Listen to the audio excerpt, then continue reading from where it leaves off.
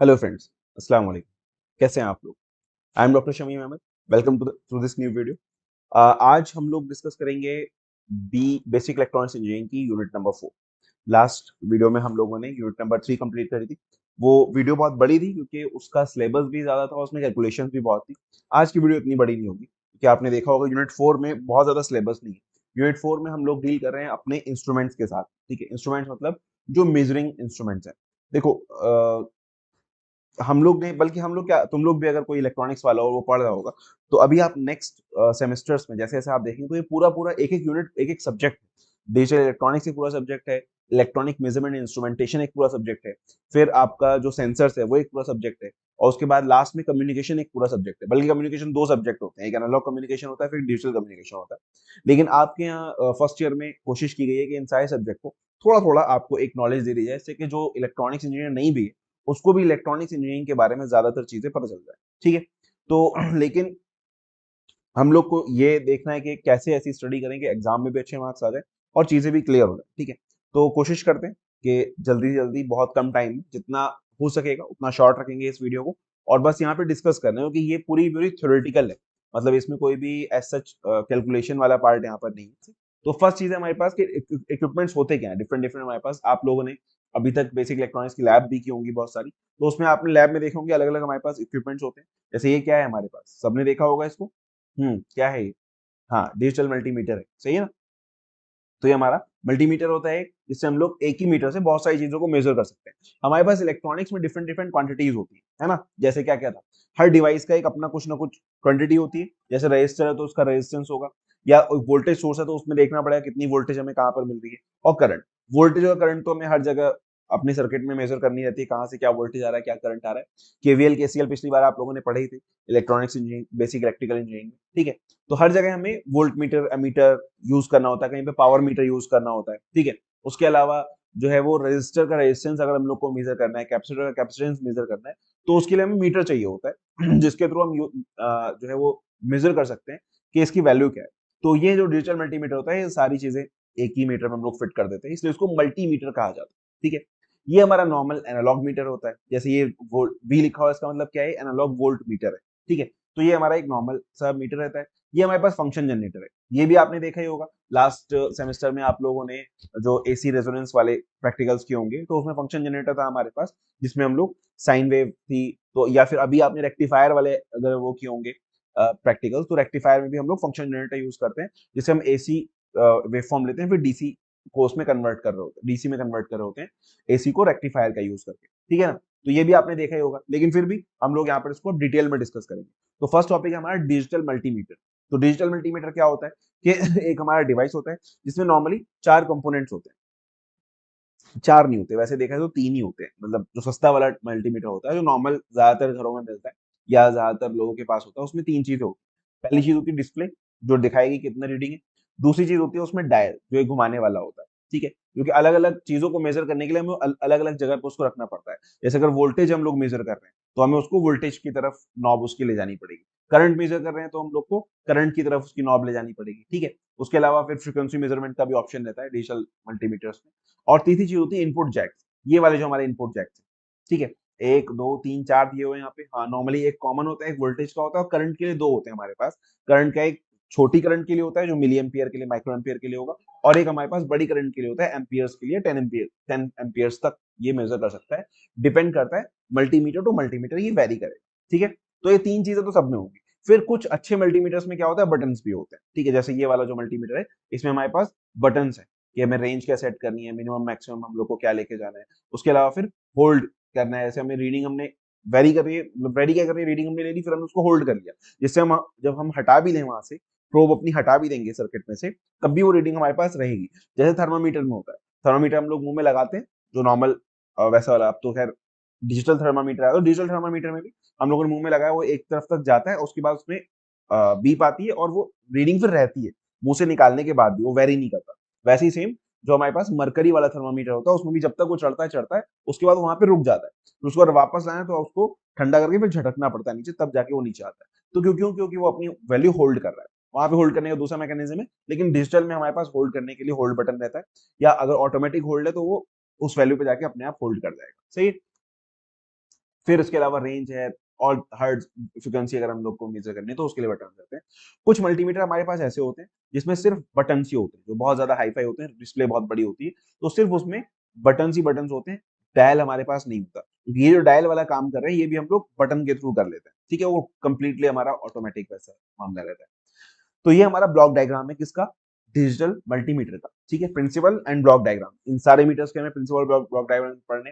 तो block diagram में क्या है कि हमारे पास कांस्टेंट करंट सोर्स होगा, ठीक है, रेजिस्टेंस के साथ में यहाँ पे एक वो रहेगा, क्या बोलते हैं, रेजिस्टेंस अगर हम लोग को मेजर करना है तो उसके लिए यहाँ पे जैक रहेगा, या ऐसे हो सकते हैं यहाँ पे एक पोजीशन रहेगी। ये हमारा रोटरी स्विच है, ये रोटरी स्विच अलग अलग चीजों से हमें कनेक्ट कर रहा है हमारे पॉजिटिव वाले जैक को, ठीक है, जो हमारी इनपुट प्रोब्स हैं उन प्रोब्स को, एक प्रोब तो हमारी कॉमन है ग्राउंडेड रहेगी, बाकी जो 3 जैक्स हैं ये वाले, ये तो हमारी कॉमन है, ये ग्राउंडेड रहेगी, बाकी रेड वाली जो है, ये 3 जो हमारे पास कनेक्शन हैं, इनको ये स्विच अलग अलग चीजों से कनेक्ट कर रहा है, ठीक है। तो अब ये हमारे पास क्या क्या है, एक तो बफर एम्पलीफायर है, यहाँ पे अगर हमने फर्स्ट जगह हमने वो किया तो ये रेजिस्टेंस मेजरमेंट के लिए हमारे पास यहाँ पे करंट सोर्स होगा, बफर एम्पलीफायर होगा, और ये जाकर के बताएगा टोटल कि करंट के अकॉर्डिंग मतलब कितना रेजिस्टेंस जा रहा है, ठीक है। उसके बाद फिर हमारे पास एसी वोल्टेज मेजरमेंट के लिए, तो एसी वोल्टेज मेजरमेंट के लिए कैलिब्रेटेड एटेन्यूएटर होगा, उसके बाद रेक्टिफायर सर्किट होगा। एटेन्यूएटर का मतलब ये है कि एसी वोल्टेज को वो एक अच्छी वेव फॉर्म में कन्वर्ट करेगा, एटेन्यूएट करेगा। अगर एटेन्यूएटर का मतलब ये है कि जो रेंज है हमारे पास, उस रेंज से अगर ऊपर जा रहा है वोल्टेज तो उसको वो नहीं लेगा, ठीक है। क्यों? क्योंकि फिर रेक्टिफायर सर्किट खराब हो सकता है अगर हमने ज्यादा वोल्टेज अप्लाई किया यहाँ पे तो, ठीक है, तो उसमें डिपेंड करता है। तो जो कैलिब्रेटेड एटेन्यूएटर है वो हमारे पास यहाँ पर होगा, जो कि उस वोल्टेज को उस रेंज में रखेगा। हमारे पास 10 वोल्ट तक का है या 100 वोल्ट तक है, तो 100 वोल्ट से अगर ऊपर वोल्टेज आई तो उसको क्लिप कर देगा। जैसे अगर जो साइन वेव फॉर्म है, साइन वेव फॉर्म हमारी जो जा रही है वो कुछ इस टाइप से जा रही है, ठीक है, और ये जो है वो जा रही है 220 तक, ठीक है, लेकिन हमारे पास जो एटेन्यूएटर है वो 100 वोल्ट का, तो सिर्फ ये 100 वोल्ट पे आके हमारी वेवफॉर्म में ऐसे हो जाएगी, ऐसे ऐसे चली जाएगी, सही है। समझ में आया कैलिब्रेटेड एटेन्यूएटर क्या होता है? तो जो रेंज हम लोग रखेंगे उस रेंज के अकॉर्डिंग यहाँ पे अपर कैप लगा देगा, उससे ज्यादा वाले वोल्टेज को ये कट कर देगा, सिर्फ उससे कम वाले को लेगा। फिर हमारे पास रेक्टिफायर सर्किट होगा जो इसको रेक्टिफाई करेगा डीसी वोल्टेज में, और फिर वो डीसी वोल्टेज जो है एनालॉग टू डिजिटल में कन्वर्ट होकर के यहाँ पर हमें दिख जाएगी डिजिटल डिस्प्ले, ठीक है। Same goes for AC current. तो एसी करंट में भी जो करंट टू वोल्टेज कन्वर्टर होगा, करंट को हम लोग डायरेक्टली मेजर नहीं करते, उसको उसका इक्विवेलेंट वोल्टेज में लेकर के हम लोग मेजर करते हैं, ठीक है। तो यहाँ पे हमारा करंट टू वोल्टेज कन्वर्टर रहेगा, यहाँ वोल्टेज कन्वर्ट होकर फिर ये वापस से रेक्टिफायर सर्किट में चला जाएगा, और फिर वो हमें उस वोल्टेज के अकॉर्डिंग करंट की वैल्यू हमारे पास यहाँ पर आ जाती है, ठीक है।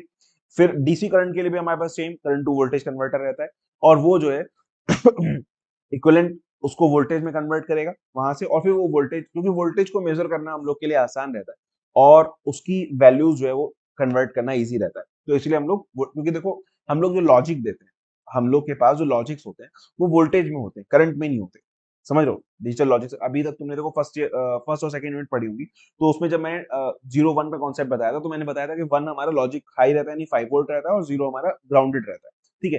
तो हमारे पास जो कन्वर्ट मतलब डिजिटल में जो कन्वर्ट करने के लिए हम लोग वोल्टेज को कन्वर्ट करते हैं डिजिटल में, ठीक है, करंट को कन्वर्ट करना मुश्किल होता है, तो इसलिए जब भी हमें कोई भी करंट मेजर करनी होती है तो हम उसको इक्विवेलेंट वोल्टेज में कन्वर्ट कर लेते हैं, फिर इस वोल्टेज को हम लोग एडीसी को देते हैं। यहाँ जो एनालॉग टू डिजिटल कन्वर्टर होता है, एक्चुअली ये analog to digital voltage converter होता है हमारे पास, सही है। तो यहाँ से हम इसको वोल्टेज पे देते हैं और फिर ये इसको कन्वर्ट करके हमें डिजिटल डिस्प्ले दे देता है।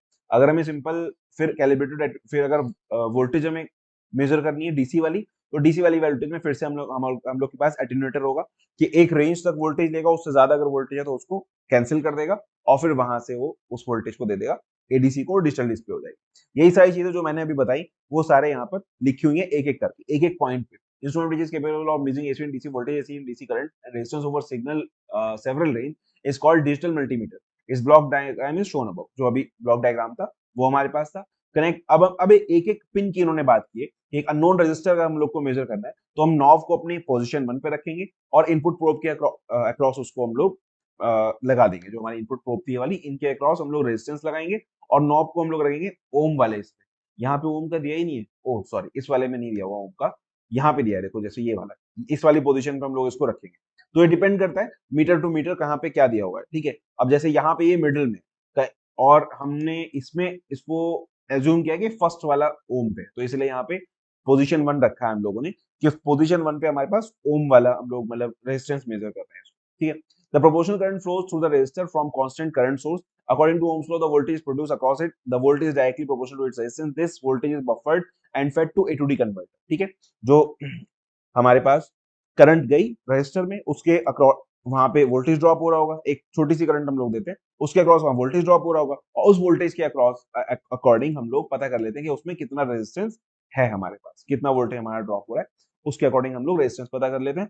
तो वो रेजिस्टेंस फिर हम लोग बफर में डाल के दे देते हैं एडीसी। ठीक है, connect an unknown AC voltage source. अगर एसी वोल्टेज, फिर वही सेकंड वाली पार्ट आ गई, ये एसी वोल्टेज सोर्स वाली, ये हमने इसके अकॉर्डिंग जो है यहाँ पर एक्सप्लेन किया हुआ है। ठीक है, अब ये डिपेंड करता है डिजिटल मल्टीमीटर टू मल्टीमीटर कि उसमें कौन सी चीज किस पोजीशन पे है।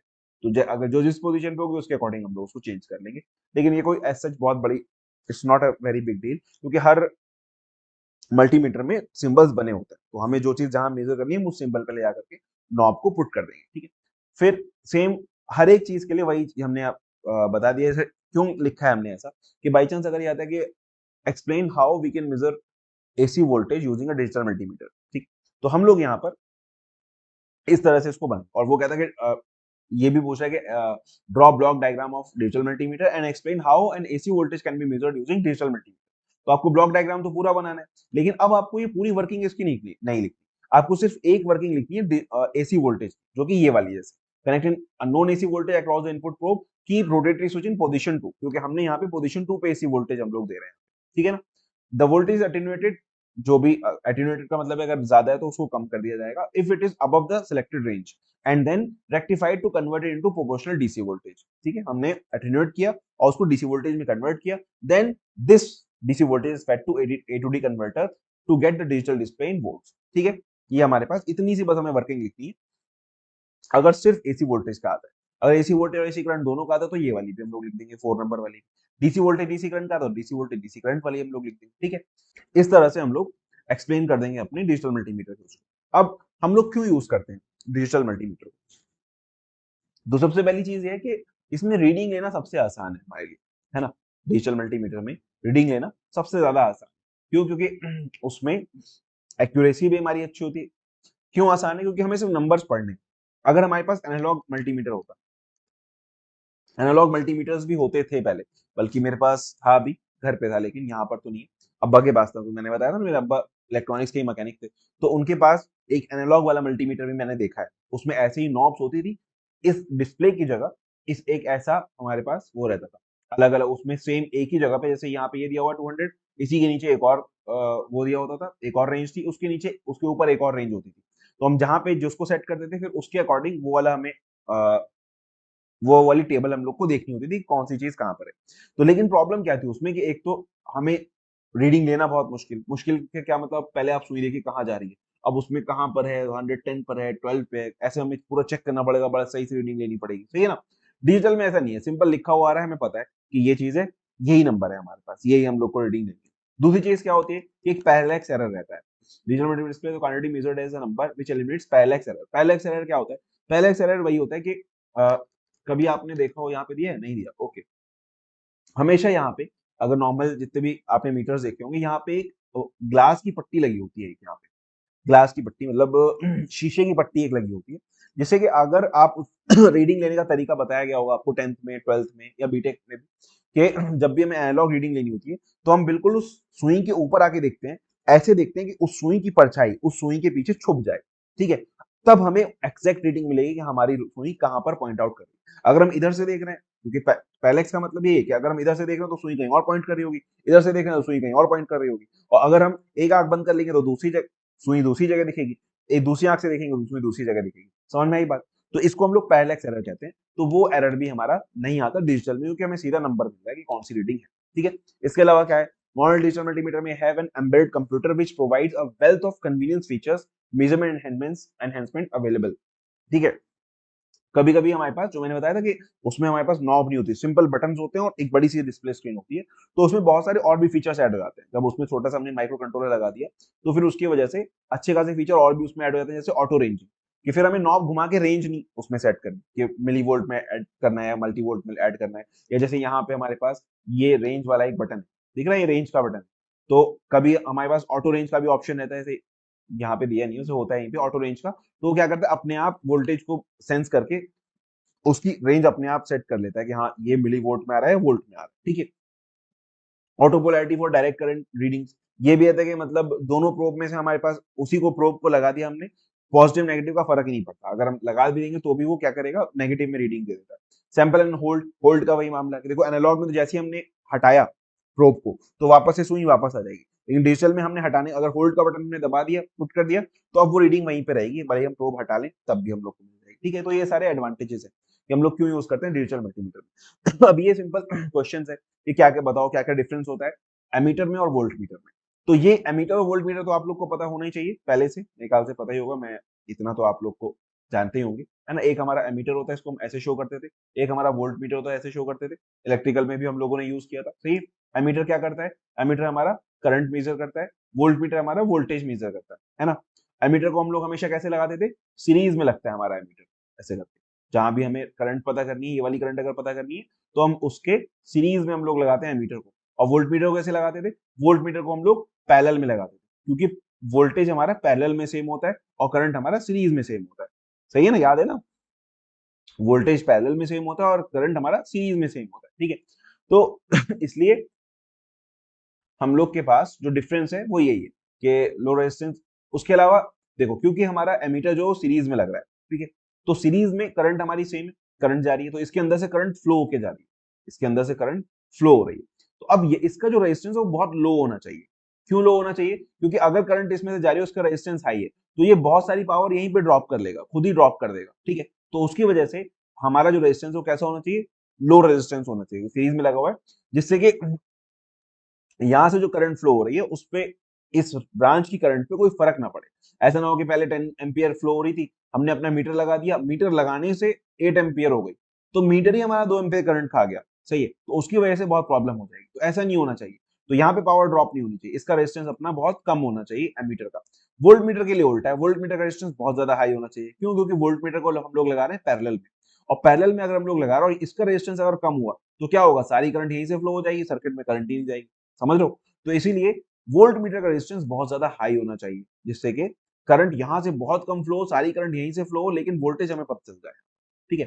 तो explain why ammeter should be very low resistance, वो मैंने भी आपको एक्सप्लेन कर ही दिया क्यों लो रेजिस्टेंस का होना चाहिए, जिससे कि इसके अंदर पावर ड्रॉप ना हो, और वही करंट इसके अंदर जा रही है, अगर ये रेजिस्टेंस ज्यादा दे देगा तो ओवरऑल सर्किट का रेजिस्टेंस बढ़ जाएगा, और उसकी वजह से करंट भी कम हो जाएगी और पावर हमारी फालतू में वेस्ट हो जाएगी।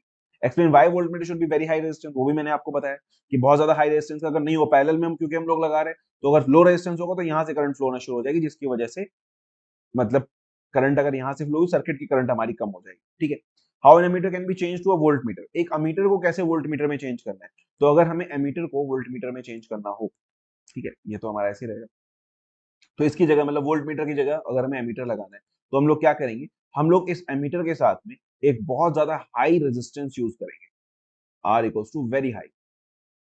कैसे, तो उससे क्या होगा, जब हमने यहाँ पे इसमें हमने बहुत ज्यादा हाई रेजिस्टेंस इसके साथ में यूज किया और इसको इसके पैरेलल में लगा दिया, तो पैरेलल में तो कुछ ना कुछ करंट तो इसके अंदर फ्लो होगी, ठीक है। तो वो जो करंट इसके अंदर फ्लो होगी वो हमारा एमीटर बता देगा कि कितनी करंट फ्लो हो रही है, और इस करंट को हम लोग इस आर से मल्टीप्लाई करके, V equals to I R का फॉर्मूला हम लोग यूज करेंगे, और इस करंट को इस आर से मल्टीप्लाई करेंगे तो हमें हमारे पास टोटल वोल्टेज निकल के आ जाएगा, कितना वोल्टेज हमारे पास आ रहा है, ठीक है। सेम करंट यहाँ पे रेजिस्टेंस हम लोग बहुत ज्यादा हाई रखेंगे, क्यों हाई रखेंगे, पहली चीज तो है कि अगर क्योंकि इसका रेजिस्टेंस अपना बहुत लो है, ऐसा ना हो कि ये अगर उस रेंज में नहीं है, मान लो ये एमीटर जो है हमारा वो 0 से लेके 5 एम्पियर की करंट सिर्फ मेजर कर सकता है, और हमने इस रेजिस्टेंस को कम कर दिया, तो यहाँ जो करंट आई तो बहुत ज्यादा करंट आ जाएगी उसके अंदर, ठीक है। तो हम ये रेजिस्टेंस कुछ ऐसा रखेंगे जिसमें कि ये करंट जो है वो 0 से लेके 1 एम्पियर तक, 2 एम्पियर तक ही हो, जिससे कि एमीटर उसको इजिली मेजर कर पाए, ठीक है। दूसरी चीज भाई कि रेजिस्टेंस हम लोग हाई इसलिए भी रखते हैं जिससे कि यहाँ का करंट वो इफेक्ट ना हो, यहाँ ज्यादातर करंट सर्किट में ही जाए, बस हमें थोड़ा सा करंट यहाँ से मिल जाए, हमें तो बस थोड़ा सा करंट मिल जाएगा, हम उसी को आर से मल्टीप्लाई करके पता कर लेंगे कि वोल्टेज कितना आ रहा है, सही है। तो इसलिए बहुत ज्यादा हाई रेजिस्टेंस हम लोग एमीटर के साथ यूज करते हैं उसको वोल्ट मीटर बनाने के लिए। एमीटर के सीरीज में भाई बहुत हाई रेजिस्टेंस लगाएंगे और वोल्ट मीटर की जगह पैरेलल में उसको हम लोग कनेक्ट कर देंगे, तो हमारे पास एमीटर जो है हमारा वोल्ट मीटर की तरह काम करने लगेगा, मतलब हम लोग को मिल जाए, काम तो नहीं करेगा ऑब्वियसली, ये तो करंट ही बताएगा, तो इस करंट को हम लोग आर से मल्टीप्लाई करके अपना वोल्टेज निकाल लेंगे यहाँ पे, ठीक है। तो कभी अगर वोल्ट मीटर ना हो तो हम एमीटर को यूज कर सकते हैं इस तरह से। Explain what happens when ammeter is connected across the circuit, अगर हमने पैरेलल में कनेक्ट कर दिया तो क्या होगा, रेजिस्टेंस उसका बहुत स्लो है, बहुत सारी करंट वहीं से फ्लो होनी शुरू हो जाएगी, और वो एमीटर झेल नहीं पाएगा, उड़ जाएगा। Explain what happened when volt meter is connected in series with the circuit. अगर सीरीज में आपने कनेक्ट कर दिया वोल्ट मीटर, अगर आपने वोल्ट मीटर सीरीज में कनेक्ट कर दिया तो क्या होगा, वोल्ट मीटर का रेजिस्टेंस है बहुत ज्यादा हाई रेजिस्टेंस होने की वजह से क्या करेगा, करंट को ये कम कर देगा। जो सर्किट में करंट फ्लो हो रही है वो करंट बहुत ज्यादा कम हो जाएगी, रेजिस्टेंस क्योंकि इसका बहुत ज्यादा हाई है। अगर कभी ऐसा भी होता है ओपन सर्किट की तरफ ले जाए, मतलब बहुत ज्यादा स्लो हो जाएगी करंट, तो आप क्या कहेंगे, भाई सर्किट ओपन है, यहाँ से करंट फ्लो ही नहीं हो रही, ठीक है। तो उसकी वजह से इसमें क्या होगा, करंट बहुत कम हो जाएगी क्योंकि इसका रेजिस्टेंस बहुत ज्यादा हाई है। Explain what do understand by ammeter shunt. Ammeter shunt में ये होता है कि अगर हम लोग ने एमीटर लगाया, ठीक है, तो अगर बाई चांस इसका जो ये रेजिस्टेंस, मतलब हमने यहाँ एमीटर को सीरीज में लगाया और ये जो करंट फ्लो हो रही है वो ज्यादा है, तो हम लोग क्या करेंगे, इसके साथ शंट में एक रेजिस्टेंस लगा देते हैं जिससे कि करंट इधर से कुछ चली जाए। एक लो रेजिस्टेंस हम लोग, है ना, लो रेजिस्टेंस से कनेक्ट करेंगे ना, एमीटर शंट। हाँ, एक लो रेजिस्टेंस हम लोग प्लेस करते हैं अक्रॉस द कॉइल सर्किट। इस सर्किट मतलब इसके अक्रॉस, एमीटर के अक्रॉस एक लो रेजिस्टेंस हम लोग प्लेस कर देते हैं। तो उसकी वजह से क्या होगा, ज्यादातर करंट यहाँ से फ्लो होनी शुरू हो जाएगी और इसमें कम करंट हम लोग को मिलेगी। लेकिन क्योंकि ये हमारा कैलिब्रेटेड है तो हमें पता है कि यहाँ पे कितनी करंट जा रही है, यहाँ पे कितनी करंट जा रही है और यहाँ कितनी करंट जा रही है, ठीक है, वो हम लोग को पता है। ये तो हम लोग पता कर ही रहे हैं एमीटर से, और इसके रेजिस्टेंस के प्रोपोर्शन से हम लोग को ये भी पता है कि यहाँ पे कितनी करंट जा रही है, ठीक है। तो हमने क्या किया, अपने जो एग्जिस्टिंग एमीटर था जो कि कम करंट मेजर कर सकता था, उसकी हमने रेंज बढ़ा ली। कैसे कि जितनी करंट यहाँ से जा रही हो तो हमने मेजर कर ली इससे एमीटर से, और ये इसी के प्रोपोर्शन में होगी, वो भी हमें पता चल जाएगा। मान लो यहाँ से 1 एम्पियर अगर यहाँ जाएगी तो हमें पता है यहाँ से 3 एम्पियर जा रही है, ठीक है। तो हम अपने आप टोटल कैलकुलेट कर लेंगे 3 एम्पियर इक्वल्स टू 4 एम्पियर। तो इसका मतलब 4 एम्पियर टोटल करंट फ्लो हो रही है इस वाली लाइन, ये जो यहाँ से हमारे पास ये वाली लाइन थी, जैसे ये जो लाइन थी हमारे पास, इसमें जो टोटल करंट फ्लो हो रही है वो 4 एम्पियर हो रही है। अब भाई आप कहेंगे भाई ऐसा कैसे हो रहा है सर, तो यही प्रोपोर्शन में, तो जैसे मान लो यहाँ पे 2 एम्पियर अगर जा रही है तो यहाँ कितनी जा रही होगी, अगर वहां 1 थी तो यहाँ 3 थी, तो 2 है तो यहाँ पे कितनी होगी, 6 होगी। तो टोटल करंट कितनी होगी, 2 + 6 एम्पियर इक्वल्स टू 8 एम्पियर। तो हम अपने उसी एमीटर को यूज करके जो सिर्फ 0 से लेके 5 एम्पियर तक की करंट मेजर कर रहा था, उसी एम्पियर मीटर से हम लोग क्या कर रहे हैं, 8 एम्पियर की भी करंट मेजर कर ले रहे हैं। और अब क्योंकि यहाँ पे हमें पता है 3 गुना करंट यहाँ से जा रही है, तो मान लो 5 एम्पियर अगर मतलब 4 एम्पियर यहाँ से जा रही है तो यहाँ से कितनी होगी, 12 एम्पियर होगी। तो 4 + 12 16 एम्पियर। तो वही सेम एमीटर को यूज करके हम लोग क्या कर रहे हैं, 15-16 एम्पियर तक की भी करंट मेजर कर पा रहे हैं। समझ में आ रही है बात, क्यों हम लोग यूज करते हैं एमीटर शंट, अपने एमीटर का, करंटली जो हमारे पास एमीटर है उसकी रेंज को इंक्रीज करने के लिए। इसके अलावा फिर what do understand bye volt meter multiplier. Volt meter multiplier में हम लोग यही करते हैं कि एक इसके साथ में सीरीज में एक और हाई रेजिस्टेंस हम लोग ऐड कर देते हैं, जिसकी वजह से उसकी रेंज वोल्ट मीटर की भी बढ़ जाएगी, क्योंकि ज्यादातर वोल्टेज वहीं पे ड्रॉप हो जाएगा, वोल्ट मीटर तक आके आते आते कम हो जाएगा, ठीक है। Explain what is VOM. VOM जो है वो हम लोग मल्टीमीटर को ही कहते हैं।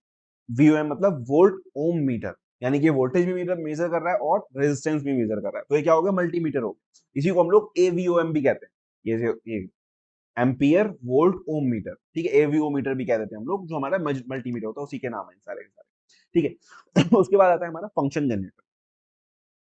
तो फंक्शन क्या होता है, फंक्शन जनरेटर हमारे पास यहाँ पे फंक्शन जैसे हमारे पास था, याद है आपको, फंक्शन था एक इलेक्ट्रिकल में, V T equals to V M sine omega T.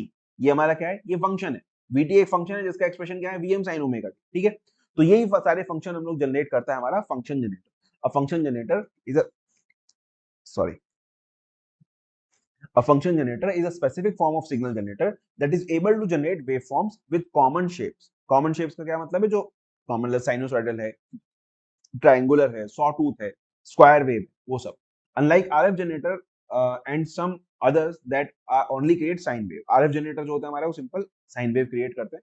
The function generator is able to create repetitive waveform with a number of common shapes. ठीक है, हमारे पास कुछ कॉमन शेप्स है हमारे पास, जैसे ट्राइंगुलर हो गया, साइन वेव हो गया, पल्स हो गई, या सॉटूथ वेव हो गया, या स्क्वायर वेव हो गया। तो वो कॉमन शेप्स है हमारे पास कुछ, वो शेप की हम लोग वेवफॉर्म ऐसे जनरेट कर सकते हैं और उसको हम लोग कंट्रोल कर सकते हैं कि इसकी फ्रिक्वेंसी कितनी होगी और एम्पलीट्यूड कितना होगा। ये आपने यूज किया होगा लैब में, अब तक एंड से आने वाले तो एक आध प्रैक्टिकल तो किया ही होगा। तो जो भी प्रैक्टिकल किया होगा उसमें आपने फंक्शन जनरेटर देखा होगा कि हम लोग कैसे उसको यूज करते हैं, उसका एम्पलीट्यूड कैसे कम ज्यादा करते हैं और फ्रीक्वेंसी हम लोग कैसे कम ज्यादा कर रहे होते हैं, उसको फिर सीआरओ पे हमें दिखता है, ठीक है।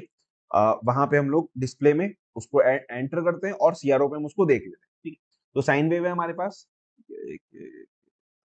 साइन वेव तो आपको पता ही है कैसी होती है, साइन वेव स्क्वायर वेव हो गई, और फिर हमारा साइन वेव स्क्वायर वेव ऐसी होगी हमारे पास, ठीक है। उसके बाद पल्स, पल्स क्या होती है, पल्स ऐसी होती है, मतलब हमारी स्क्वायर वेव है, उसका अगर ड्यूटी साइकिल हम लोग कम कर दें, ड्यूटी साइकिल भी सब पता है आपको, नहीं पता, अच्छा कोई बात, कोई भी वेव कितनी देर तक वन रहती है, हमारी जो ये वाली स्क्वायर वेव समझ लो या रेक्टेंगुलर वेव जो भी है, बहरहाल मतलब जो हमारी सिंपल डीसी वेव है जो 1 और 0 इसमें चल रही है, वो जितनी देर तक वन रहती है, जितनी देर तक हाई रहती है, उसको हम लोग उसका ड्यूटी साइकिल कहते हैं। जैसे मान लो इसका टोटल जो टाइम पीरियड है वो 1 सेकंड है, और 1 सेकंड में से 0.25 सेकंड तक वन है, बाकी 0.75 सेकंड के लिए 0 है। इसका मतलब इसका जो ड्यूटी साइकिल है वो 25% है, ठीक है। अपने टोटल टाइम पीरियड के कितने परसेंटेज ऑफ टाइम के लिए वो वन रहती है, उसको हम लोग कहते हैं उसका ड्यूटी साइकिल, ठीक है।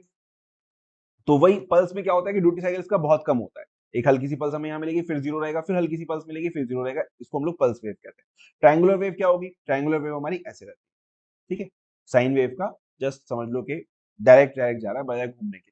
शॉर्ट टूथ वेव में क्या होगा कि ऐसे बढ़ेगी वेव, फिर सीधे इधर आ जाएगी, फिर ऐसे बढ़ेगी, फिर नीचे आ जाएगी, फिर ऐसे बढ़ेगी, फिर नीचे आ जाएगी, समझ में आ रहा है। तो जैसे हमारी आरी होती है ना, आरी, आरी के जो ब्लेड्स होते हैं, देखिए आरी का जो ब्लेड होता है उसमें कैसे होता है, ऐसे ऐसे करके वेज होता है ना उसमें, तो वही उसी से नाम है इसका सॉ टूथ वेव, कि जो सॉ होती है हमारे पास, आरी को सॉ कहते हैं, सॉ के जो टूथ होते टीथ होते हैं, उनके उसके जैसे शेप की हमारे पास वेव है, कि ऐसे आगे बढ़ रही है और नीचे एकदम से आ जाए, फिर आगे बढ़े फिर नीचे, तो इसको हम लोग सॉ टूथ वेव कहते हैं, ठीक है। तो डिफरेंट डिफरेंट वेव्स होती है। अब ये हमारा फंक्शन जनरेटर का ब्लॉक डायग्राम, ये भी और ये भी आप बना सकते हैं, वरना ज्यादा एक्यूरेट मुझे ये वाला लगता है। ये एक सिंपल सा हमारे पास ब्लॉक डायग्राम है कि हम लोग कैसे कैसे डिफरेंट डिफरेंट स्टेज पे हम लोग स्क्वायर वेव, ट्रायंगुलर वेव और साइन वेव निकाल, तो जो आपको ठीक लगे वैसे। ये थोड़ा सा ज्यादा मतलब मार्क्स इस पे ज्यादा मिलेंगे क्योंकि इसमें आपने अलग अलग ब्लॉक्स को डिफाइन किया है। ब्लॉक डायग्राम यही एक्चुअल में, ये वाला जो है सर्किट डायग्राम है, ब्लॉक डायग्राम नहीं, सॉरी। तो ये हमारा ब्लॉक डायग्राम, ब्लॉक डायग्राम में क्या होगा, ये एक हमारे पास फ्रीक्वेंसी कंट्रोल नेटवर्क है, constant current supply source 1, constant current supply source 2, दो सोर्स से हमारे पास कांस्टेंट करंट सप्लाई आ रही है। क्यों आ रही है, क्योंकि ये हमें पॉजिटिव वाली करंट सप्लाई देगा, ये हमें नेगेटिव वाली करंट सप्लाई देगा, ठीक है। हमारे पास यहाँ पे इंटीग्रेटर सर्किट है, इंटीग्रेटर सर्किट हम लोग यूज बनाते हैं ओपैम्प को यूज करते हैं, ठीक है। ओपैम्प के साथ अगर हम लोग फॉरवर्ड बायसिंग में अगर कैपेसिटर लगा दें तो वो एक इंटीग्रेटर की तरह वर्क करता है, इसलिए आपको दिख भी रहा होगा यहाँ पे ओपैम्प की शेप का है, एम्पलीफायर की शेप का है। तो यहाँ पे हमारे पास इंटीग्रेटर सर्किट होता है, और जब हम इंटीग्रेट करते हैं इसको, ठीक है, ये कांस्टेंट करंट सप्लाई है, जब कांस्टेंट करंट सप्लाई जब इंटीग्रेट होगी तो ऐसे जाएगा, ठीक है। जब हमारा कैपेसिटर चार्ज होगा, अगर वो कम रेजिस्टेंस से हम लोग उसको चार्ज करें, ज्यादा रेजिस्टेंस से भी चार्ज करें, तो ये ऐसे जाएगा। अगर और आगे ले जाएंगे तो फिर वो क्या होता है, एक्सपोनेंशियल हो जाता है, एक्सपोनेंशियल ग्राफ है। लेकिन हम एक्सपोनेंशियल ग्राफ को अगर थोड़े छोटे पार्ट को लें तो वो लीनियर ही रहता है, ठीक है। तो इस टाइप से ऊपर जाएगा, फिर जब डिस्चार्ज होगा तो वापस से नीचे आएगा, इस टाइप, ठीक है।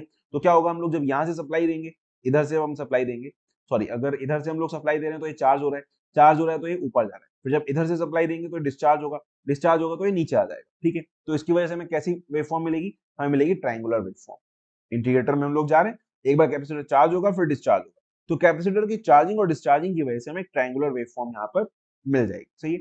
अब एक ट्रायंगुलर वेवफॉर्म हम लोग को मिल गई, हमने क्या किया, यहाँ पे वोल्टेज कंपैरेटर मल्टी वाइब्रेटर लगा दिया। कंपैरेटर का मतलब क्या, हमने मान लो एक यहाँ पे एक लाइन ड्रॉ करी, ठीक है, हमने क्या किया, यहाँ पे एक लाइन हमने यहाँ ड्रॉ करी, ये भी ठीक है। जब इस लाइन के ऊपर होगी वोल्टेज तो हमें हाई मिलना चाहिए।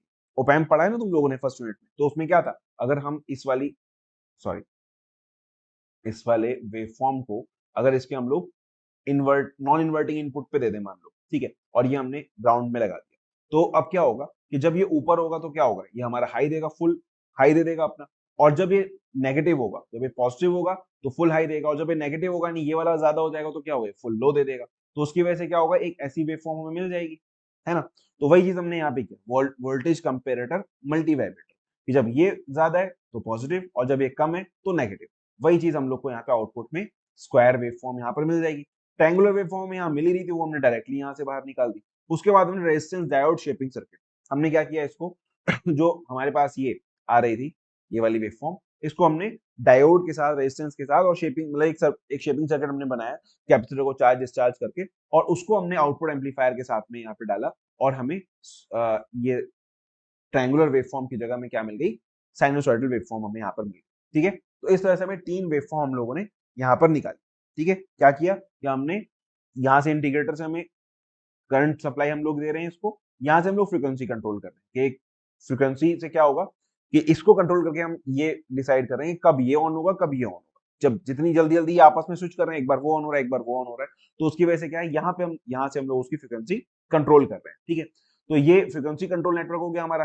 देखा होगा तुमने नॉर्मली फंक्शन जनरेटर में वो नॉब्स होती है हमारे पास, नॉब होती है, नॉब को हम लोग आगे बढ़ाते हैं तो वो फ्रीक्वेंसी बढ़ती है, पीछे करते हैं तो वो घट जाती है। या जो अब नए फंक्शन जनरेटर है उसमें हमारे पास डायरेक्टली बटन का भी ऑप्शन रहता है कि आप डायरेक्टली डाल दिए तो क्या होगा, जब आप बटन पुट करेंगे तो वो एक यहाँ किसी पर्टिकुलर जगह जाकर के उसका रेजिस्टेंस सेट कर देगा, उससे हम लोग फ्रीक्वेंसी कंट्रोल करते हैं। फिर हमारे पास इंडिकेटर है, उससे हमें ट्रायंगुलर वेव मिल गई। ये ट्रायंगुलर वेव एक तो हमने डायरेक्टली ली तो हमें ट्रायंगुलर वेव मिल गई।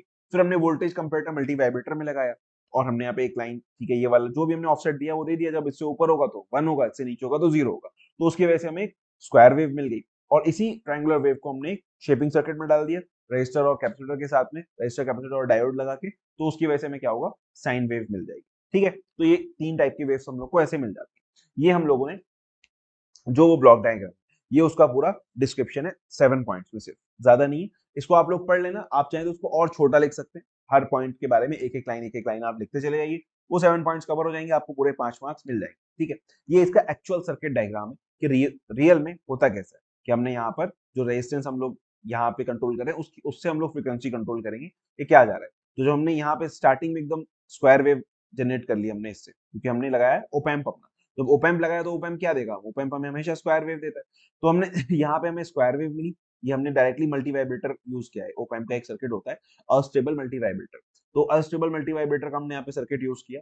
इस रजिस्टर को कंट्रोल करके हम लोग कंट्रोल कर रहे हैं फ्रीक्वेंसी इसकी, कि कितनी देर में ये कैपेसिटर चार्ज डिस्चार्ज होगा, उसके अकॉर्डिंग ये स्क्वायर वेव हम लोग को देगा। इस स्क्वायर वेव को हमने फिर यहाँ पे एक इंटीग्रेटर लगाया, ये देख रहे हो कैपेसिटर लगा हुआ है, मैंने बताया था कैपेसिटर हो फीडबैक में तो इंडिकेटर होता है। हमने यहाँ पे स्क्वायर वेव के साथ इंटीग्रेटर लगाया, तो इंटीग्रेटर से हमें क्या मिल गई, ट्रायंगुलर वेव फॉर्म मिल गई। फिर इस ट्रायंगुलर वेव फॉर्म में फिर हमने एक और इंटीग्रेटर लगाया।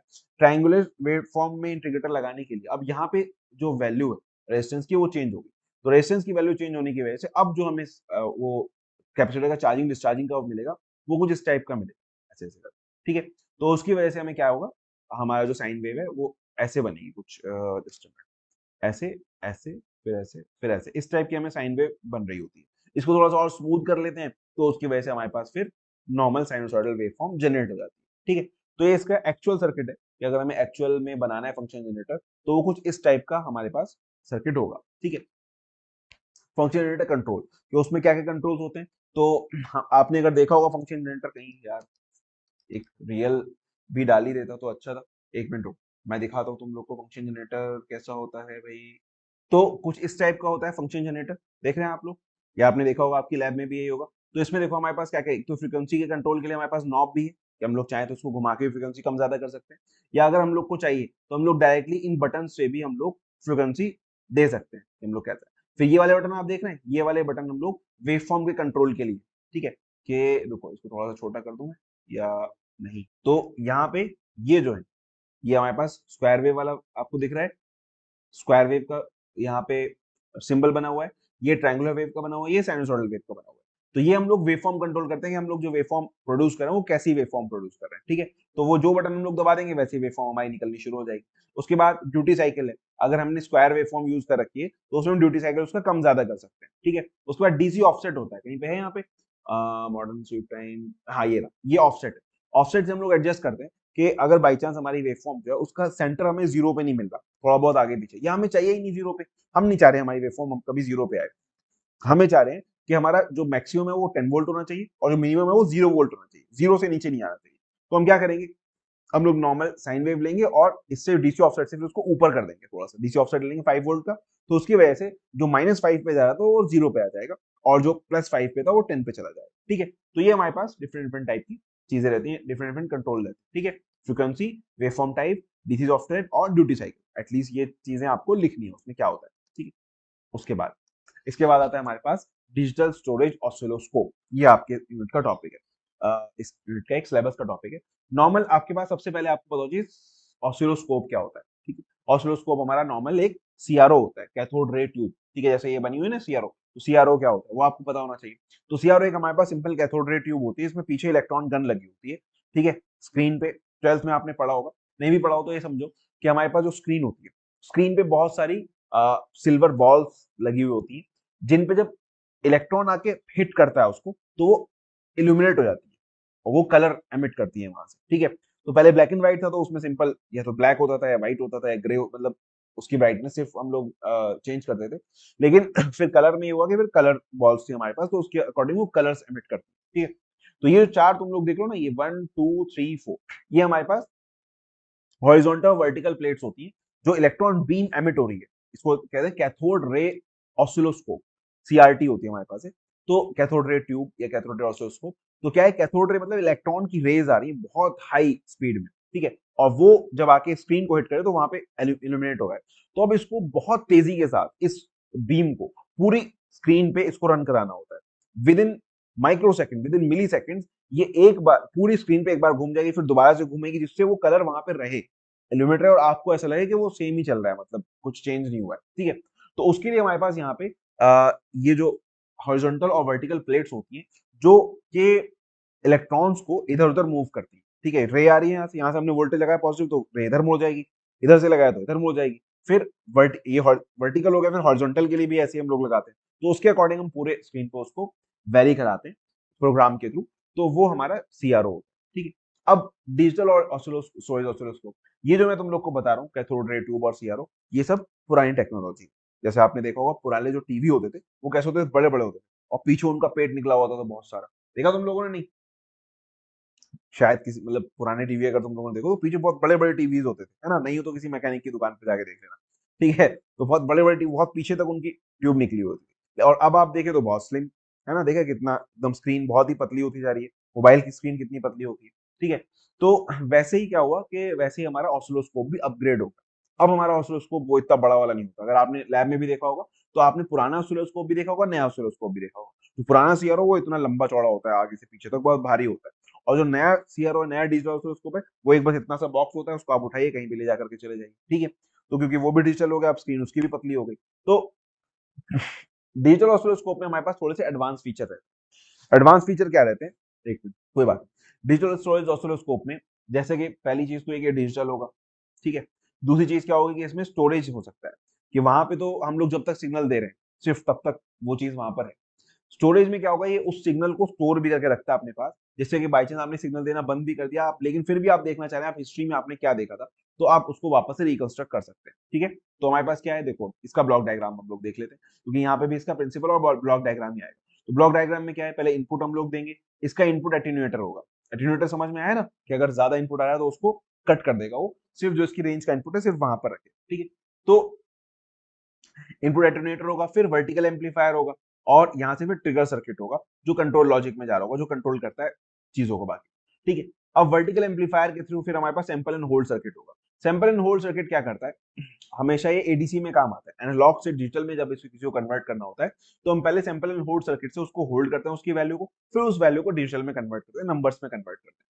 तो ये सैंपल एंड होल्ड सर्किट से फिर जा रहा है एडीसी में, एनालॉग टू डिजिटल कन्वर्टर में, और फिर ये हम लोग राइट कर रहे हैं मेमोरी, जो हमने स्टोर कर रहे हैं, जो हमारा डिजिटल सिग्नल था उसको हम लोग मेमोरी में अपना स्टोर कर लेते हैं। ठीक है, इसके अलावा यहाँ से कंट्रोल लॉजिक क्या कंट्रोल कर रहा है, कि पहले ये एडीसी को सिग्नल दे रहा है यहाँ पे कि भाई ठीक है, जो सिग्नल आया उसको तुम यहाँ से कन्वर्ट करो डिजिटल में।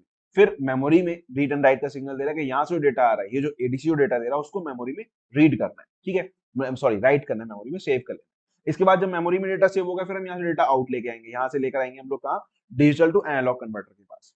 क्यों, देखो हमारा जो सिग्नल जा रहा है, जो रियल वर्ल्ड सिग्नल्स होते हैं सारे के सारे, वो सब एनालॉग सिग्नल्स होते हैं। ठीक है, और जो जब हम किसी मशीन को हमें काम कराना है किसी मशीन से, तो उसको भी हमें नॉर्मली एनालॉग सिग्नल ही देना होता है। जैसे यही वाली सीआरटी जो है, इसमें हम डिजिटल सिग्नल नहीं दे सकते। ठीक है, डिजिटल सिग्नल देंगे तो उसको भी एनालॉग में कन्वर्ट करना पड़ेगा। क्यों, क्योंकि जो रे को मोड़ना है वो ऐसा नहीं कि या तो यहाँ होगी या यहाँ होगी, बल्कि उसके पास पूरे रेंज, यहाँ से लेके यहाँ तक पूरी रेंज है, इसके पास हजारों इसके पास एंगल्स हैं जहां पे इसको हम लोग मूव कर सकते हैं, हजारों एंगल नीचे की तरफ। ठीक है, तो इसी के लिए इसका भी जो सिग्नल होगा वो कैसा होगा, एनालॉग होगा।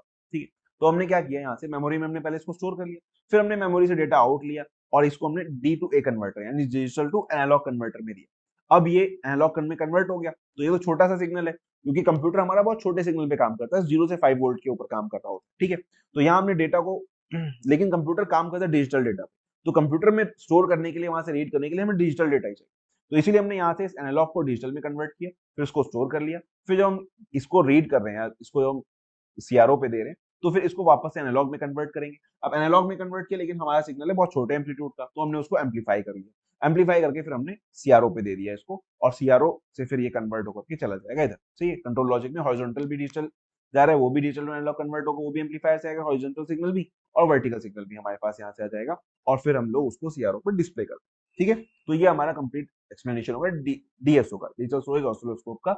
इसके बारे में आप ये 8 पॉइंट है, ये आप लिख दीजिएगा, इसमें आपको कंप्लीट 6 मार्क्स मिल जाएंगे। ठीक है, इसके बाद block diagram of power scope. Power scope का भी सेम वही मामला है, वहां पे हम लोग सिर्फ एक क्वांटिटी मेजर कर रहे हैं, करंट या वोल्टेज, यहाँ पे हमें दोनों क्वांटिटी मेजर करनी पड़ेंगी। तो इसका ये पूरा ब्लॉक डायग्राम है, ये आप लोग पढ़ लीजिएगा। रात बहुत हो गई यार, मैं थक गया हूँ बहुत ज्यादा, अब इससे ज्यादा कुछ नहीं हो पाएगा।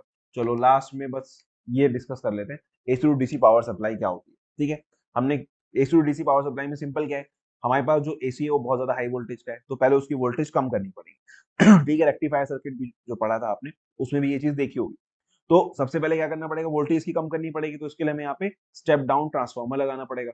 यहाँ पे हमें स्टेप डाउन ट्रांसफार्मर लगाना पड़ेगा।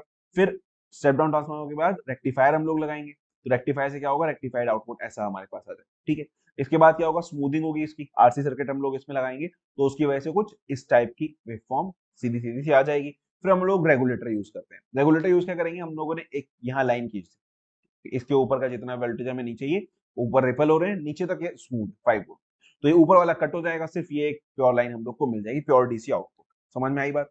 तो टोटल इसके 5 पार्ट, पहला ट्रांसफार्मर, दूसरा रेक्टिफायर, तीसरा स्मूथिंग सर्किट, चौथा हमारे पास क्या है, रेगुलेटर, और पांचवा हमारे पास लोड है डायरेक्ट, जिसको हमें देना है। ठीक है, जिसको हम लोग को डीसी आउटपुट देना है। सही है, तो ये हमारा सिंपल सा AC to DC power supply का ब्लॉक डायग्राम हो गया। वहीं पे हमें इन्हीं सबके जो है वो आपको एक्सप्लेन कर दें। ट्रांसफार्मर क्या कर रहा है, वोल्टेज को कम कर रहा है। रेक्टिफायर क्या कर रहा है, एसी टू डीसी कन्वर्ट कर रहा है। Smoothing circuit AC to ripple DC, या इसको कहते हैं AC to pulsating DC. Smoothing circuit क्या कर रहा है, पल्सेटिंग डीसी को थोड़ा सा कम रिपल फैक्टर में स्मूथ डीसी में कन्वर्ट कर रहा है। और रेगुलेटर क्या कर रहा है, इसको प्योर डीसी में कन्वर्ट कर रहा है। ठीक है, लोड हमारा फिर उसको एब्जॉर्ब। तो ओपैम्प में क्या होगा, ओपैम्प हमारा होता है ऑपरेशनल एम्पलीफायर। ओपैम्प को समझना बस इतना जरूरी है कि एक हमारा डिफरेंशियल एम्पलीफायर समझ लो, कि 2 इनपुट है हमारे पास, उन दोनों में जो डिफरेंस होगा उसका बड़ा पार्ट हमें मिलेगा। जैसे कि अगर एक इनपुट पे 9 वोल्ट है, दूसरे इनपुट पे 8 वोल्ट है, तो दोनों का डिफरेंस क्या हुआ, 1 वोल्ट। अब इस 1 वोल्ट को 20-30 गुना बढ़ा के दिखाएगा कि 1 वोल्ट हमारा डिफरेंस हुआ और हमें वहां पे 100 वोल्ट मिल जाए या 1000 वोल्ट मिल जाए। लेकिन ये प्रैक्टिकली पॉसिबल तो होता नहीं है इतना वोल्टेज मिल जाना, लेकिन मैं बता रहा हूँ कि क्या करता है वो। ठीक है, अभी प्रैक्टिकली क्या होता है वो डिस्कस करेंगे। ठीक है, तो हमारे पास एक ओपैम्प होता है, ओपैम्प एक हमारा एक्टिव डिवाइस है। तो एक्टिव डिवाइस है तो इसकी अपनी कोई ना कोई सप्लाई होगी। वैसे बीजेटी भी हमारा एक्टिव डिवाइस होता है, जिसकी अपनी सप्लाई क्या है, जो बाहर वाले लगे, जैसे कलेक्टर और एमीटर के बीच में जो है वो उसकी एक सप्लाई, एक्स्ट्रा सप्लाई। तो खैर यहाँ पे इसमें सब पावर सप्लाई वोल्टेज हमारे पास है वी प्लस और वी माइनस। ठीक है, ये इसकी सप्लाई हो गई। 2 इनपुट है, एक नॉन इन्वर्टिंग इनपुट एक और एक इन्वर्टिंग इनपुट। इन्वर्टिंग यानी माइनस वाला इनपुट और प्लस वाला इनपुट। उसके बाद वी आउट है हमारे पास। ठीक है, तो इसमें क्या होता है हमारे पास ओपैम्प में, कि हमारे पास using electronic op amp has 2 input terminal. ठीक है, input terminal are inverting terminal, non inverting terminal. The output is taken from the third terminal V out. यहाँ से हमारा आउटपुट लिया जाता है। ये मैंने सिंपल सिंपल बातें इसके बारे में लिख रखी है, कुछ ज्यादा नहीं है। इसके अलावा ये है कि होता क्या है, ये इन दोनों को मेजर करता है और उसको अपने गेन से मल्टीप्लाई करता है। ये एवीडी, ये इसका एक मतलब इक्विवेलेंट सर्किट डायग्राम हम लोग इसको कहते हैं, कि इन दोनों के बीच में जो आ रही है वो इनफाइनाइट, बहुत बड़ा है, बहुत बड़ा दोनों के बीच में जो है वो इनपुट रेजिस्टेंस लगा हुआ है। और आउटपुट रेजिस्टेंस R0 वो बिल्कुल छोटा सा है, आइडियली 0 है। ठीक है, तो पूछा क्या जाता है, पूछा जाता है normally draw the block diagram of op-amp and explain. ठीक है, तो अगर ओपैम्प का ब्लॉक डायग्राम पूछता है वो, तो आपको ये पूरा ब्लॉक डायग्राम बनाना है। इसमें सिर्फ 4 स्टेजेस, एक है इनपुट, दूसरा इंटरमीडिएट, तीसरा लेवल शिफ्टिंग और चौथा आउटपुट एम्पलीफाइंग स्टेज। ठीक है, इनपुट में क्या होगा कि डिफरेंस निकालेगा, दोनों इनपुट्स का डिफरेंस निकालेगा, उसको आगे दे देगा। इंटरमीडिएट स्टेज में गेन होगा, ये जो डिफरेंस है इसमें गेन का मल्टीप्लाई होगा और इसको एम्पलीफाई हो जाएगा। ये भी हमारा डिफरेंशियल एम्पलीफायर होता है, ड्यूअल इनपुट अनबैलेंस आउटपुट। ये ड्यूअल इनपुट बैलेंस आउटपुट रहता है हमारे पास। ये जितना आएगा उन दोनों का सही जो डिफरेंस है वो निकाल के देगा, ये उसको एम्पलीफाई कर देगा बहुत ज्यादा। ठीक है, तो फिर लेवल शिफ्टिंग, लेवल शिफ्टिंग में क्या होगा कि एम्पलीफाई होने के बाद अगर उसका डीसी ऑफसेट लेवल इधर उधर हो गया, जैसे कि एक जो सिग्नल था हमारा वो बहुत हाई जा रहा है तो पॉजिटिव पे 15 पे जा रहा है, लो जा रहा है तो नेगेटिव 15 पे जा रहा है। लेकिन अगर इसका डीसी लेवल शिफ्ट हो जाएगा तो हाई चला जाएगा पॉजिटिव 16 पे, लो चला जाएगा -14 पे। तो अब ये लेवल हमें वापस से लाके 0 पे लाना पड़ेगा, जिससे ऊपर और नीचे बराबर है। ठीक है, तो वो लेवल शिफ्टिंग स्टेज हमारे पास यहाँ पर होती है। और फिर लास्ट में होती है आउटपुट एम्पलीफाइंग स्टेज। कि वही जो हमारे पास पुश पुल एम्पलीफायर होते हैं कॉम्प्लीमेंट्री होते हैं, जरूरी नहीं है कि ऐसा हो, लेकिन सिमेट्री जो सिग्नल आया उसको और एम्पलीफाई करके हमारे पास आउटपुट हमें मिल जाता है। ठीक है, तो क्या होगा, ओपैम्प में ओपैम्प सिंपल दो टर्मिनल को लेगा, उन दोनों टर्मिनल का डिफरेंस कैलकुलेट करेगा, उसको एम्पलीफाई करके आउटपुट पे दे देगा। अब इसका जो गेन होता है वो बहुत ज्यादा होता है। ठीक है, देखो ये चारों स्टेज के बारे में मैंने दो तीन तीन लाइन लिखी हुई है, यही लाइन आपको अपने एग्जाम में लिखनी है। ठीक है, तो इसका जो गेन होता है ओपैम्प का गेन कहा गया भाई, वोल्टेज गेन एवी, वो इनफाइनाइट होता है आइडियल, आइडियल केस में होता है इनफाइनाइट, लेकिन प्रैक्टिकली देखें तो भी बहुत ज्यादा, 2 इंटू टेन पावर 5, ये जो हमारे वो ओपैम्प आईसी आती है 741, इसका गेन होता है 2 into ten power 5। 2 into ten power 5 का मतलब क्या है कि अगर इसमें 1 वोल्ट का डिफरेंस है तो ये 2 लाख वोल्ट सप्लाई देगा। अगर 1 वोल्ट का डिफरेंस है दोनों के अंदर, दोनों वोल्टेज के अंदर, दोनों टर्मिनल के अंदर 1 वोल्ट का अगर डिफरेंस है तो आउटपुट पे कितना मिलेगा, 1 लाख वोल्ट। अब तुम बताओ 1 लाख वोल्ट कभी सुना है तुमने? मैंने तो आज तक नहीं सुना कि किसी लाइन में 1 लाख वोल्ट जा रहा हो। 11,000 सुना है, 21,000 सुना है ना, 25,000 सुना है, लेकिन 1 लाख वोल्ट तो आपने आज तक नहीं सुना होगा। तो ये क्या करेगा, तो ये कह रहा है, दावे तो कर रहा है कि वो पूरा 1 लाख वोल्ट देगा, लेकिन देगा कितना, जितना उसकी औकात है बेचारे की, जितना उसके पास है उससे ज्यादा थोड़ी दे देगा, है ना। जैसे मैं तुमसे कहूँ कि भाई ठीक है तुम मुझे 10 रुपए दो, मतलब तुम मुझे पैसे दो, मैं तुम्हें 10 गुना करके दूँ, तो तुम मुझे 10 रुपए दोगे तो मैं तुम्हें 100 रुपए दे दूंगा, तुम मुझे 100 रुपए दोगे तो हो सकता है मैं तुम्हें 1,000 रुपए दे दूं। अब तुम मुझे अगर 1 लाख रुपए दे दोगे तो मैं तुम्हें 10 लाख रुपए थोड़ी दे दूंगा, मेरे पास है ही नहीं, कहाँ से दूंगा, है ना। 1 लाख भी नहीं दे पाऊंगा, मैं तो गरीब आदमी हूं, पता ही है, हम तो फकीर आदमी है, झोला तो खैर है हमारे पास, लेके निकलेंगे नहीं, यही रहेंगे टेंशन होती। तो खैर बहरहाल, तो कितना देगा ये, जितना इसके पास है, और इसके पास कितना है जो इसकी सप्लाई है, V प्लस और V माइनस, नॉर्मली 15 वोल्ट होता है, 15 volt plus 15 volt minus 15 volt, मतलब प्लस 15 वोल्ट माइनस 15 वोल्ट, वो हमारी सप्लाई होती है। तो मैक्सिमम उतना दे पाता है, लेकिन तो फिर आप कहेंगे सर ये इतना गेन है क्यों, इतना गेन इसलिए कि बाई चांस अगर इससे कम हो, जैसे दोनों का डिफरेंस अगर 1 माइक्रो वोल्ट का है, ठीक, तो 1 माइक्रो वोल्ट मल्टीप्लाई बाई 2 कितना होगा, 0.2 वोल्ट होगा, तो आराम से दे देगा। 10 माइक्रो वोल्ट का है तो इसका जो मल्टीप्लीकेशन आएगा वो 2 वोल्ट आएगा, तो 2 वोल्ट ये दे सकता है, 10 वोल्ट तक दे सकता है। तो कभी अगर ऐसा बहुत छोटा डिफरेंस आ रहा है तो उसको एम्पलीफाई करके अपने आउटपुट पे दे देगा, लेकिन अगर बड़ा डिफरेंस आ रहा है और इसकी सप्लाई से भी ज्यादा वोल्टेज बढ़ गया तो फिर आउटपुट जो है वो कभी भी सप्लाई से ज्यादा नहीं हो सकता। ठीक है, ओपैम्प का आउटपुट कभी भी सप्लाई से ज्यादा नहीं हो सकता। तो वो जब प्लस में ज्यादा जाएगा तो प्लस वाली जो सप्लाई है ज्यादा है वो दे देगा वहां पे वो, और नेगेटिव में जाएगा तो नेगेटिव वाली सप्लाई देगा। ठीक है, क्लियर है। तो ये कभी कभी ये भी पूछ लेता है डायरेक्टली एग्जाम में कि राइट पैरामीटर और characteristics of ideal and practical op-amp. तो अगर आइडियल का पूछ रहा है, आइडियल क्या में लिखने हैं, तो इनपुट रेजिस्टेंस इनफाइनाइट होगा, आउटपुट रेजिस्टेंस जीरो होगा, मैंने बताया था। वोल्टेज गेन इनफाइनाइट होगा, बैंडविड्थ इनफाइनाइट होगा, बैंडविड्थ मतलब कितनी फ्रीक्वेंसी पे काम कर सकता है, तो सारी फ्रीक्वेंसी पे काम करना चाहिए। सीएमआरआर होता है common mode rejection ratio. Common mode rejection ratio कि अगर हमने दोनों पे एक दिया, दोनों पे एक सिग्नल हम लोग दे रहे हैं, तो हमें आउटपुट पे जीरो मिलना चाहिए, लेकिन जीरो मिल नहीं रहा। ठीक है, आउटपुट पे हमें जीरो मिलना चाहिए था, लेकिन हमें जीरो नहीं मिल रहा, कुछ सिग्नल मिल रहा है। तो कॉमन मोड रिजेक्शन रेशियो होता है common mode gain upon open loop gain. ठीक है, मान लो उसमें जीरो मिलना चाहिए, हमें 1 वोल्ट मिल रहा है। ठीक है, तो हम जो हमारा ओपन लूप गेन है उससे इसको डिवाइड करेंगे। ओपन लूप गेन अगर हमारे पास मान लो 2 × 10⁵ है, तो ये बहुत छोटा हो जाएगा, लगभग इनफाइनाइट हो जाएगा, इसलिए हमने लिखा है common mode rejection ratio ideally infinite होता है। और ये हमारे पास जो टिपिकल वैल्यूज होती है और 90 dB मतलब 20 लॉग ले लेंगे इसका, 20 लॉग ये आंसर रहेगा। तो उससे हमें पास डीबी में वैल्यू आ जाएगी कितना डेसिबल का रहेगा। ठीक है, फिर होता है स्लीव रेट। स्लीव रेट कहते हैं कि जैसे हमारे पास पॉजिटिव और ये नेगेटिव, ये पॉजिटिव सप्लाई थी और ये नेगेटिव सप्लाई, तो यहां से यहां तक स्विच होने में जो टाइम लग रहा है, यहां से लेके यहां तक ये जो टाइम है, ये जो टाइम है ये कितना लग रहा है, तो स्लीव रेट हमारे पास वोल्ट पर सेकंड के हिसाब से होता है। तो आइडियली ये बिल्कुल 0 सेकंड में हो जाना चाहिए, है ना, कि बिल्कुल कोई भी टाइम नहीं लगना चाहिए, फौरन जैसे ही हमारा स्विच हुआ वैसे ही फौरन ऊपर से नीचे आ जाना चाहिए वोल्टेज। लेकिन आइडियली ऐसा होता नहीं, ऐसे लगता है थोड़ा टाइम।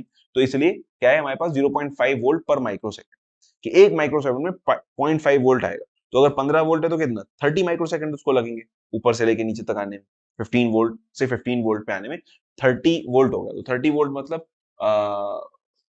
30 वोल्ट, अब आधे वोल्ट जा रहा है 1 माइक्रो सेकंड में, तो 30 में जाएगा, डबल हो गया, 1 वोल्ट जाएगा 2 माइक्रो सेकंड में, तो 60 माइक्रो सेकंड इसको लगेंगे ऊपर से नीचे तक आने में। ठीक है, यहां से लेके यहां तक आने में इसको 60 माइक्रो सेकंड लग जाएंगे। तो इसको कहते हैं हम लोग स्लू रेट। आइडियली बिल्कुल नहीं लगने चाहिए, बिल्कुल एकदम मतलब जल्द से जल्द, जितना जल्दी हो जाए उतना अच्छा। तो आइडियली होगा हमारा इनफाइनाइट स्लू रेट जो है। ठीक है, आइडियली स्लू रेट क्या होगा, इनफाइनाइट, क्योंकि माइक्रो सेकंड, सेकंड हमारा 0 तो 1/0 इनफाइनाइट हो जाता है, ठीक है। उसके बाद पीएसआरआर है हमारा power supply rejection ratio. Power supply की वजह से ऑफसेट में जितना चेंज आ रहा है उसको हम लोग पावर सप्लाई रिजेक्शन रेशियो कहते हैं। तो ये 0 होना चाहिए कि ऑफसेट में बिल्कुल चेंज नहीं आना चाहिए, चाहे पावर सप्लाई कितनी भी चेंज होती है, ठीक है। इनपुट ऑफसेट वोल्टेज कितना है, ये 2 मिली वोल्ट के करीब रहता है, ये सिंपल सिंपल सी चीज है, ठीक है। उसके बाद आता है हमारे पास ये, इसके देखो ये दो क्वेश्चन हो गए, एक तो इसका ब्लॉक डायग्राम, दूसरा हो गया इसका पैरामीटर्स, ठीक है। तीसरा क्वेश्चन क्या आ सकता है, अगर आ गया तो मजे आ जाएंगे तुम्हारे, ठीक है। क्यों कह रहा हूँ मजे आ जाएंगे, क्योंकि बहुत ही लॉजिकल, बहुत ही आसान। पहली चीज क्या है, पहले हमारा कॉन्सेप्ट ऑफ वर्चुअल ग्राउंड, ये आपके सिलेबस का पार्ट, लेकिन आपके सिलेबस में यूज होता है, ओपैम्प जहां भी होगा वर्चुअल ग्राउंड का कॉन्सेप्ट जरूर यूज होगा। वर्चुअल ग्राउंड या वर्चुअल शॉर्ट भी कहते हैं इसको। हम क्या कहते हैं, इसका मतलब क्या है कि ये वाला टर्मिनल ए और ये जो बी टर्मिनल है हमारा, ये दोनों आपस में शॉर्ट है, ये दोनों आपस में क्या है, शॉर्ट है। नहीं मानोगे तुम, प्रूफ करके दिखाऊं, चलो बताता हूँ कैसे होता है शॉर्ट। हम लोग क्या कह रहे हैं, हम लोग ये कह रहे हैं कि हमारा जो ओपैम्प है वो आउटपुट पे वोल्टेज कैसे दे रहा है, वो जो V प्लस पे, जो प्लस वाले पे वोल्टेज है उसमें से माइनस कर रहा है माइनस वाले वोल्टेज को, ठीक है। और इसको मल्टीप्लाई कर दे रहा है AV से, जो हमारा वोल्टेज गेन था उससे मल्टीप्लाई करके देता है, ठीक है। अब अगर हम एज्यूम कर लें कि हमारा जो वोल्टेज गेन है वो इनफाइनाइट है, हमने माना था ना आइडियल के लिए इनफाइनाइट होता है, और V आउट ओवर AV, ये हो गया। अब अगर हम ये एज्यूम कर लें कि गेन हमारा इनफाइनाइट है, तो V आउट ओवर इनफाइनाइट हो जाएगा, और 1/इन्फिनिटी क्या होता है, बोलो बोलो जल्दी से, V plus minus V minus is equal to क्या हो गया, 0। 1/इन्फिनिटी होता है 0, इसका मतलब क्या हुआ, V plus is equal to V minus, कि जो वोल्टेज यहाँ पे होगा वही वोल्टेज हमारा यहाँ होगा, माइनस का V माइनस था ना, इसको हम इधर ले गए, तो V plus is equal to V minus. This is called concept of virtual short या वर्चुअल ग्राउंड। वर्चुअल ग्राउंड क्यों, क्योंकि हमने इसको ग्राउंड से कनेक्ट कर रखा है, तो अब ये ग्राउंड हमारे पास यहाँ आ जाएगा। समझ में आया, बहुत आसान सा है, कुछ नहीं, क्योंकि हमने एज्यूम कर रखा है कि चलो अगर प्रैक्टिकल भी हो, प्रैक्टिकली भी हो तो ये कितना होगा, AV हमारा होगा 2 इंटू 10⁵, और वोल्ट कितना है, V आउट कितना है हमारा, V आउट मैक्सिमम हमारा 15 वोल्ट हो सकता है। अगर 15 वोल्ट को भी अगर आप डिवाइड करेंगे, जरा करके देख लो, ये होगा 7.5 मल्टीप्लाई बाय 10⁻⁻5, या इसको कह सकते हैं कि 75 multiply by 10⁻⁻6 is equal to 75 microvolt. अब ये बताओ मुझे, जहां हम 15 वोल्ट पे डील कर रहे हैं, 75 माइक्रो वोल्ट क्या मायने रखता है, पॉइंट के 4 जीरो के बाद ये नंबर आए, अगर हम इसको वोल्ट में लिखेंगे तो क्या होगा, 0.0000075। तो इसकी कोई औकात नहीं है, 1 वोल्ट के सामने औकात नहीं है, 15 वोल्ट के सामने तो क्या ही होगी। समझ में आई बात, तो इसीलिए हम लोग क्या समझ लेते हैं कि ये 0 है, ये आंसर हमारा ये 0 है, 0 की वजह से V plus is equal to V minus हो गया, और ये हमारा हो गया कॉन्सेप्ट ऑफ वर्चुअल कि दोनों नॉन इन्वर्टिंग और इन्वर्टेड टर्मिनल दोनों के दोनों हमारे पास सेम वोल्टेज पे रहेंगे। ये काम बहुत आता है, कैसे काम आता है, ये हमारा है फीडबैक एम्पलीफायर, या इसको क्लोज लूप ओप एम्प कहते हैं। वो हमारा ओपन लूप ओप एम्प था, ओपन लूप ओप एम्प का गेन था हमारे पास AV जो इनफाइनाइट था। अभी हमारा क्लोज लूप ओप एम्प है, फीडबैक एम्पलीफायर हम इसको कहते हैं। तो फीडबैक एम्पलीफायर हमारे पास दो टाइप के होते हैं, एक होता है नॉन इन्वर्टिंग एम्पलीफायर, दूसरा होता है इन्वर्टिंग एम्पलीफायर। कौन कौन सा, एक होता है इन्वर्टिंग एम्पलीफायर और दूसरा नॉन इन्वर्टिंग एम्पलीफायर। तो ये हमारे पास पहले इन्वर्टिंग एम्पलीफायर के लिए दिया। देखो एम्पलीफायर कितना है, एम्पलीफायर मैं तुम लोग को बताऊं, एम्पलीफायर जो है तुम्हारे सिलेबस में वो इतना पार्ट है एम्पलीफायर, ये नहीं, ये नहीं, रुको, ऐसे नहीं, ऐसे नहीं, ये यहां से ये एम्पलीफायर है इतना, ठीक है। तो आपके पास क्या क्या बचा, आपके पास बची दो चीजें, एक ये वाला टर्मिनल बचा आपके पास, और एक ये वाला टर्मिनल बचा आपके पास। उम्मीद है कि आपको दिख रहा होगा, पीले से बनाया है मैंने, पीला पीला जो मैंने बनाया है वही दो टर्मिनल है, एक ये वाला और एक ये वाला, सही है। तो ये दो टर्मिनल आपके पास बचे। अब अगर आपको इसको इन्वर्टिंग टर्मिनल बनाना है, इन्वर्टिंग वाला बनाना है, तो हम यहाँ पे ऊपर वाले पे, नॉन इन्वर्टिंग वाले पे हम लोग इनपुट देंगे, सॉरी इन्वर्टिंग वाले पे हम लोग इनपुट दे देंगे और नॉन इन्वर्टिंग वाले को ग्राउंड कर देंगे, ठीक है। अगर इन्वर्टिंग एम्पलीफायर बनाना है तो इन्वर्टिंग वाले इनपुट को हम लोग इनपुट दे देंगे और नॉन इन्वर्टिंग वाले को ग्राउंड दे देंगे, ठीक है, रजिस्टर वैसा का वैसा। अब अगर बाई चांस हमें इसको नॉन इन्वर्टिंग बनाना है तो हम इस वाले टर्मिनल पे इनपुट दे देंगे, ठीक है, और इस वाले टर्मिनल को हम लोग ग्राउंड कर देंगे। समझ में आई बात। तो नॉन इन्वर्टिंग और इन्वर्टिंग एम्पलीफायर का डिफरेंस क्या है, ये जो है ये वाला ब्लॉक ये पहले हमें बना देना है, फिर देखना है नॉन इन्वर्टिंग पूछ रहा है इन्वर्टिंग पूछ रहा है। अगर इन्वर्टिंग पूछ रहा है तो यहाँ पे सिग्नल यहाँ पे ग्राउंड, और अगर नॉन इन्वर्टिंग पूछ रहा है तो यहाँ पे सिग्नल और यहाँ पे ग्राउंड, इतना करना है, ठीक है। अब आ जाओ इसकी एनालिसिस कर लेते हैं। एनालिसिस अगर करें तो अगर ये जो ए नोड है हमारी, इस पे हम केसीएल लगा दें, इस पे हम लोग क्या लगा दें, केसीएल अगर हम लोग लगा दें, ठीक है। तो केसीएल हमने लगाया तो क्या होगा, एक I1 आ रही है और यहाँ से I2 जा रही है, इसके अंदर कोई भी करंट नहीं जा रही। क्यों नहीं जा रही करंट? क्यों नहीं जा रही भाई? करंट तो जानी चाहिए इसके अंदर भी, या नहीं जानी चाहिए? और नहीं जा रही तो क्यों नहीं जा रही, बताओ जल्दी से। हाँ, इसलिए नहीं जा रही क्योंकि इसका इंटरनल रेजिस्टेंस जो था वो इनफाइनाइट था। याद नहीं है? इंटरनल रेजिस्टेंस इसका इनफाइनाइट है। यहाँ 2 मेगा ओम है, मेगा ओम बहुत ज्यादा होता है भाई।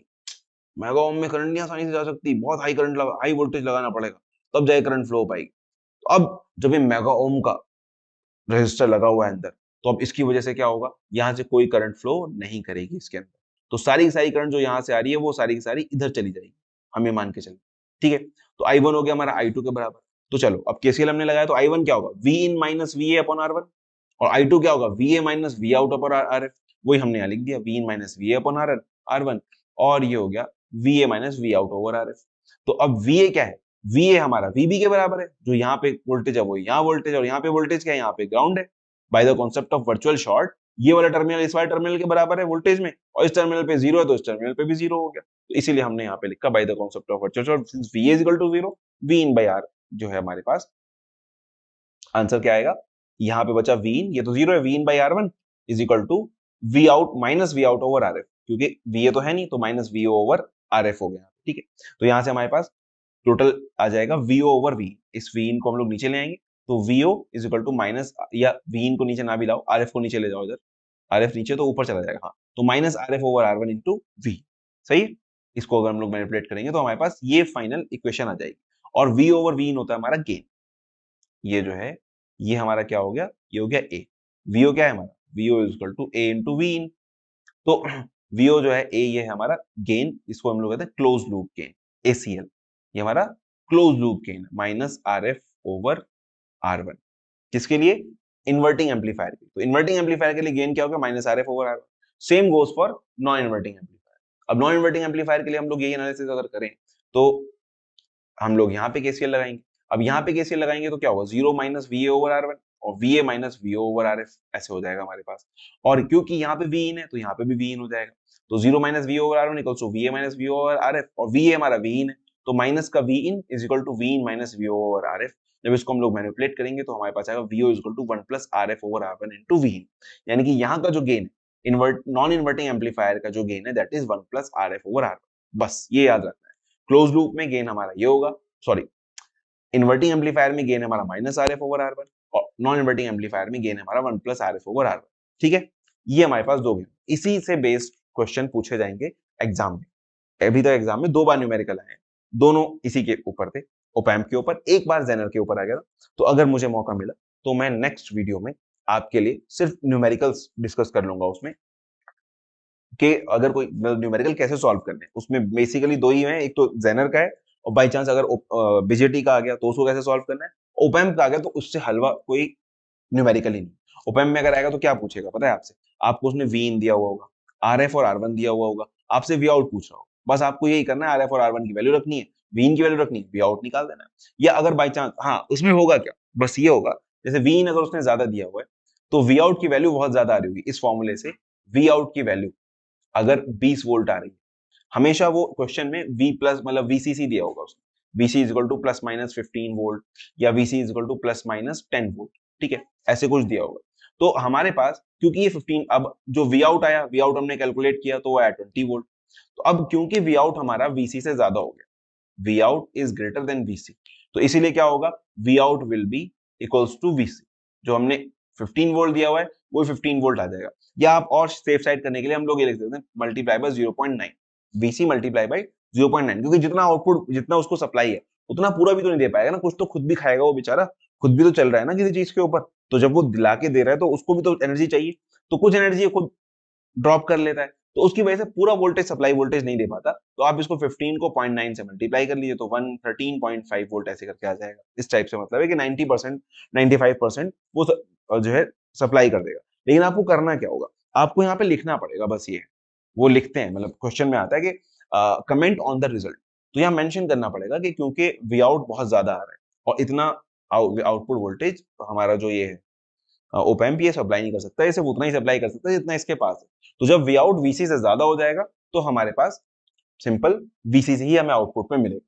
ठीक है, और हम ये लिख देंगे कि वीओ कैलकुलेट करके 20 आ रहा था, लेकिन प्रैक्टिकली क्या आएगा 15 वोल्ट या 13.5 वोल्ट, जो भी आप लिखना चाहें, दोनों आंसर सही माने जाएंगे अगर आपने उसमें दिया है उसको प्रॉपर रीजन। तो चलिए, तो ये हमारा कंक्लूजन था।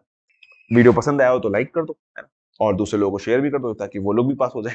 ठीक है, और बाकी फिर मिलते हैं जब एग्जाम होते, तो फिर बताओ कितने मार्क्स आ रहे हैं किसके। ठीक है, चलो मिलते हैं ना।